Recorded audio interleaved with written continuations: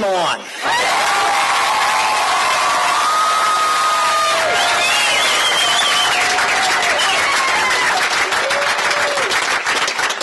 As all of you know, I do not speak from notes, but there's a couple things I want to say that are a little more emotional, so I'm going to read them as I wrote them.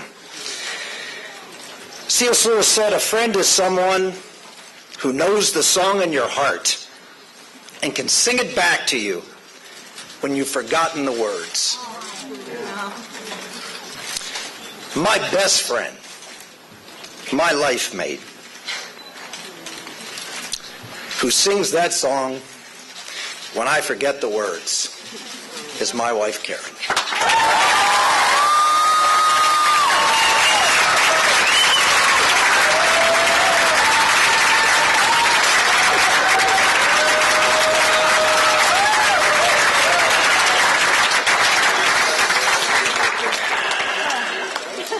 People have asked me how I've done this, sitting back at the polls and not getting a whole lot of attention paid to us. How did you keep going out to Iowa and 99 counties and 381 town hall meetings and speeches? Well, every morning when I was getting up in the morning to take on that challenge, I've required a strength from another particular friendship, one that is sacred. I've survived the challenges so far by the daily grace that comes from God.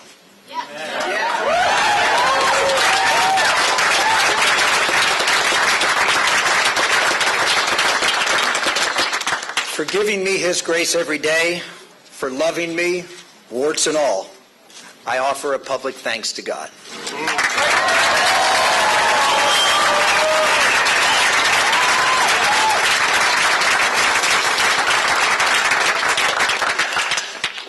Third thanks. Thank you so much, Iowa.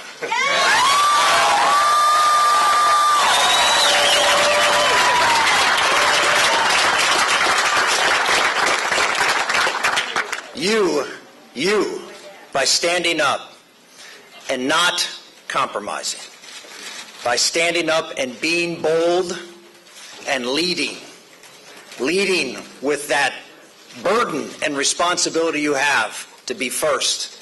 You have taken the first step of taking back this country.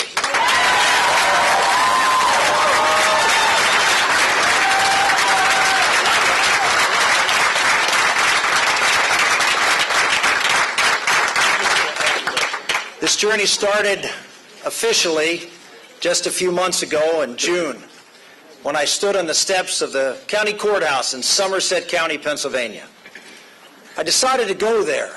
Not the typical place someone announces for president. It's not where I was born. It's not where I ever lived. But it's where my grandfather came, back in 1925. He came by himself, even though he was married with 2 children, one of them being my father. He came after having fought in World War I, because Mussolini had been in power now 3 years, and he had figured out that fascism was something that would crush his spirit and his freedom and give his children something less than he wanted for them. So he made a sacrifice. He left to the coal fields of southwestern Pennsylvania. He worked in the mine at a company town, got paid with coupons, he used to call them. Lived in a shack. Eventually he figured out that that was a trip to nowhere, so he started taking money less, so he could start to save. And he did. And after 5 years, he got his citizenship and brought my father over at the age of 7. He ended up continuing to work in those mines until he was 72 years old, digging coal. I'll never forget the first time I saw someone who had died. It was my grandfather. And I knelt next to his coffin, and all I could do as eye level was look at his hands. They were enormous hands.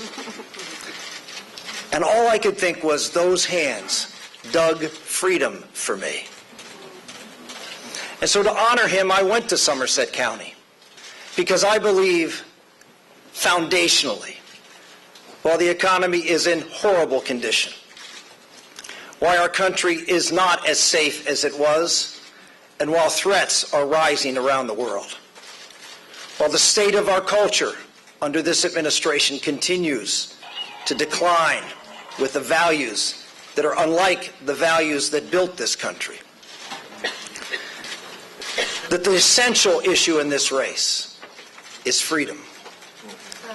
Whether we will be a country that believes that government can do things for us better than we can do for ourselves, or whether we believe, as our founders did, that rights come to us from God, and when He gave us those rights, He gave us the freedom to go out and live those rights out to build a great and just society, not from the top down, but from the bottom up.